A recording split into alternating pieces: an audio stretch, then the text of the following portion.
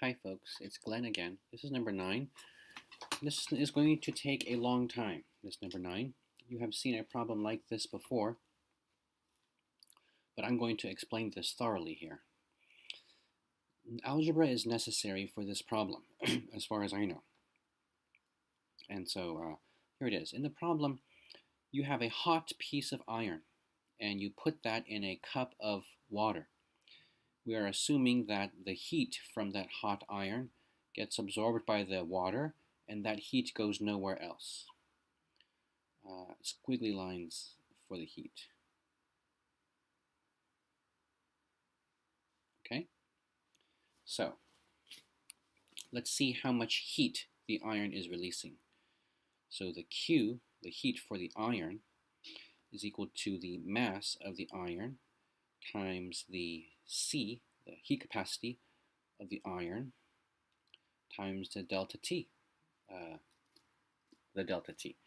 So delta T is, remember, the T final minus the T initial. So I'll call the T initial the iron. So the iron started at a certain temperature and it ended at a certain temperature.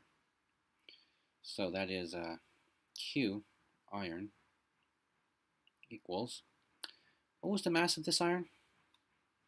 25 grams.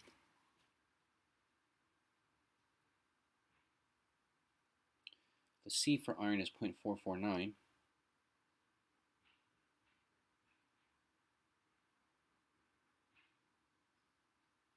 This is a 9. And there's T final minus the initial temperature of the iron was 401 Kelvin. Okay. You see, I don't know what this Q is, and I don't know what this TF is. But what I do know is that the Q for the iron is going to be the same number, but with the opposite sign, as the Q for the water. Why? Now think about this. The iron is losing heat here. The water is gaining that heat. If the iron loses 2 joules, that's Q equals negative 10 joules for the iron, the water is going to gain that. Q equals positive 10 joules for the water. Okay? So I'm going to not worry about the Q, and I'm going to keep this same TF, and I'm going to work this equation out for the case of the water. Okay? And before I do that, let me get rid of the units here, because I'm going to be doing a lot of algebra right now, and I don't want these units to get in the way. As long as all the masses are in grams and all the specific heat capacities are in joules per gram per degree Celsius and all the temperatures are in Kelvin, I'm going to be okay. What I mean by that is if the water should happen to be in kilograms, or if the water should happen to be with kilojoules in here, or degrees Celsius in here, I'm going to have to change all that so that they're consistent with this: grams for mass, joules per gram per degree Celsius for specific heat, and Kelvin for temperature. Everything has to look like this. All right, now I'm going to remove the units now, and I'm going to reduce the number of numbers I've got here by multiplying some things out like this. 25 times 0.449.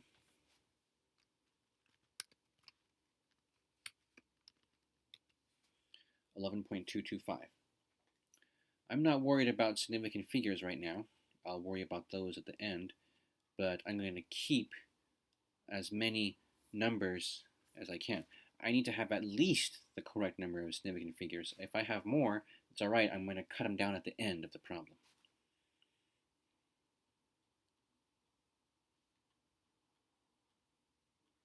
Okay. Now I could use the distributive property here.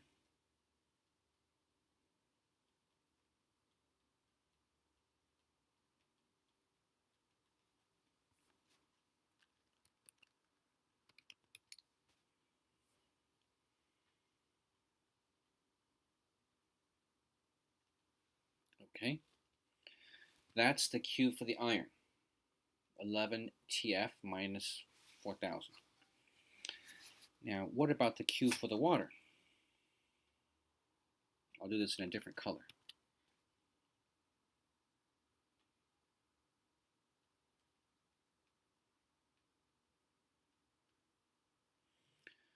Q for the water is going to be equal to the mass of the water. So the mass of the water times the specific heat of the water times the delta T. That's going to be, the mass of the water is 125 grams. It says 125.0 milliliters, but it happens to be the case that water is about 1 gram per milliliter. So this is going to be the same as 125.0 grams.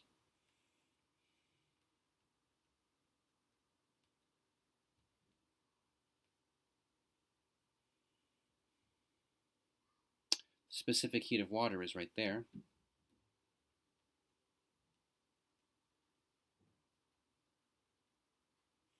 I will change the quiz question to show you grams of water instead of milliliters of water, because I agree that does get a bit confusing. Delta T is the final temperature minus what we started with, and water was at 291 Kelvin. You see, all my units are okay here. Kelvin, match with Kelvin. Joules per gram per degree Celsius are the same, grams are the same. There are no kilograms, no kilojoules, no just pure degrees Celsius over here to worry about. I've got degrees Celsius down here, but that's okay because 1 degree Celsius is the same size as 1 Kelvin, so those units are still going to cancel out. But I'm not worried about units right now. I'm going to remove the units, and the reason is because I'm going to be doing a lot of algebra, and units could get in the way of this algebra. I'm going to reduce the number of numbers I've got by multiplying things.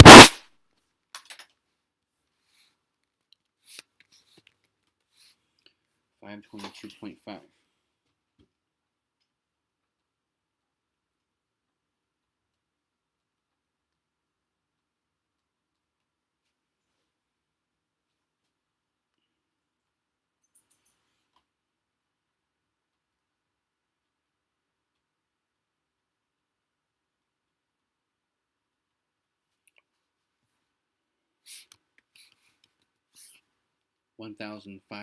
No, 152,048.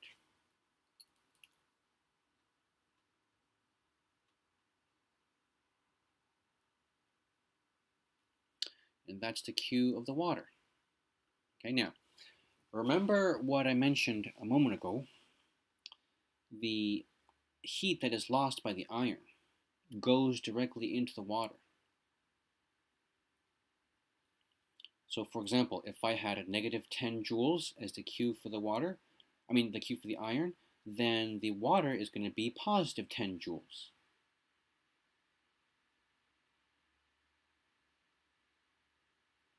Okay, there it is. So if I have negative 10 joules as the Q for the iron, the water is the negative of that, which is positive 10 joules. The negative of negative 10 is positive 10. The water absorbs heat with positive 10 joules, and the iron releases heat, negative 10 joules. So the 10 joules are just an example. We don't really know how many joules the iron is losing and how many joules the water is gaining. All we know is that they are the same number, except for the sign. The sign is opposite. How does that help us? That means this stuff right here, the Q of iron, I'm going to write that right here in place of this Q iron.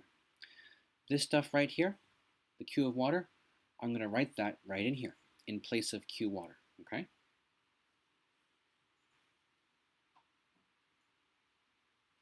Start with the Q iron.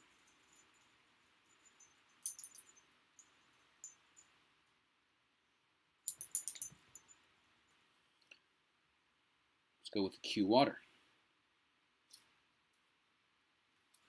It's right here. Oops.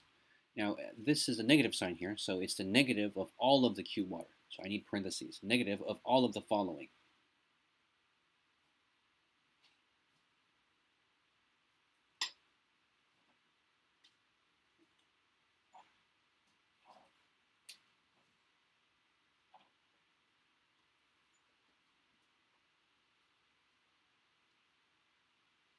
Okay? Now I can solve for TF. Why is the TF for water the same as TF for iron? That's interesting. It's for the same reason that I explained in number 3. when you put the hot iron into the cold water, heat is going to leave the iron until the water and the iron are both at the same temperature. That final temperature is the same temperature for the iron and for the water. So that's why I could have TF here and TF here, and they are the same variable.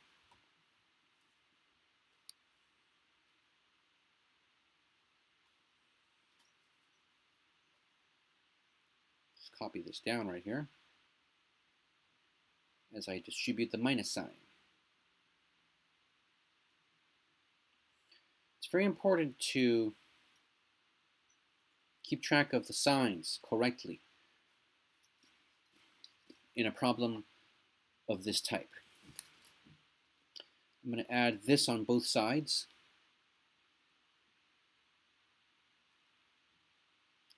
To get TF all on one side of the equation.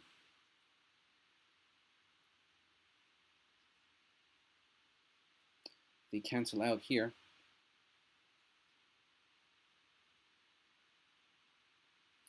I'm going to add this on both sides, so I have the TFs on this side of the equation.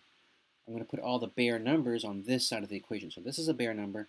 I'll add it on both sides.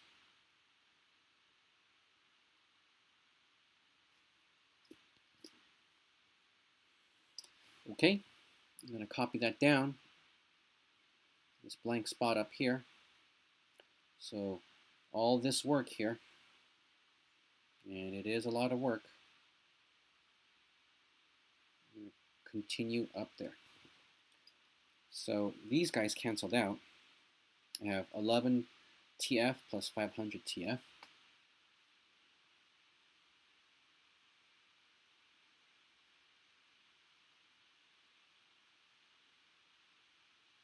Equals, these guys canceled out, so I've got 4,000 plus 100,000.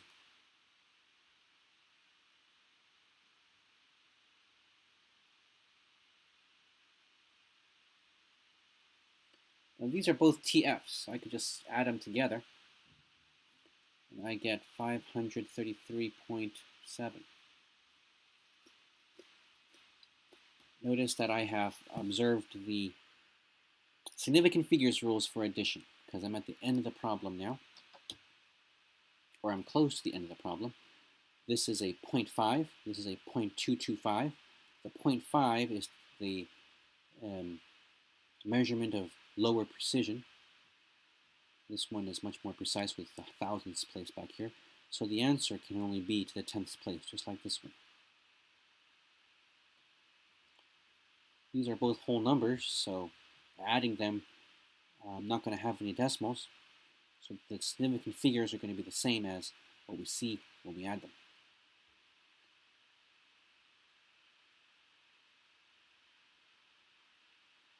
Right? These are the correct significant figures for this addition problem right there. Divide both sides by 500 to get rid of that, the only numbers left on the TF side of the equation. Of course, I have to do it to both sides if I want the right answer. So 156,549 divided by 533.7, I got 293.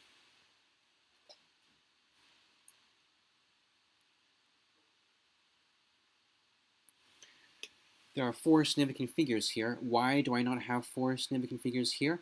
It's because in the original equations, you see, temperature was a subtraction problem. It was TF minus 291. This is in the ones place. So TF minus 291 can also only be in the ones place. Up here. TF minus 401. This has the ones place. TF minus 401, the answer can only have the numbers in the ones place. You can't have a dot and then numbers after that dot. So the TF should really only be to the ones place. Anything beyond the ones place would be ignored. So that's why this answer only has three significant figures. It's because of the subtraction problem, where TF first appeared. That's important, folks. Here we are. That's the answer. Does this answer make sense? Well, if the hot iron was 401 Kelvin, the cold water was 291 Kelvin, we should have the final temperature being something in between 401 and 291. 293 is between 401 and 291, so this is probably going to be the right answer. The first time I calculated this problem, I got 11 Kelvin. That was obviously the wrong answer, because 11 Kelvin is not in between 401 and 291. My mistake was I had put 5.22.5. It's somewhere along the line by accident. So this is a long problem. It has a lot of opportunities for you to make a mistake. When you solve this problem, please be careful. Thank you.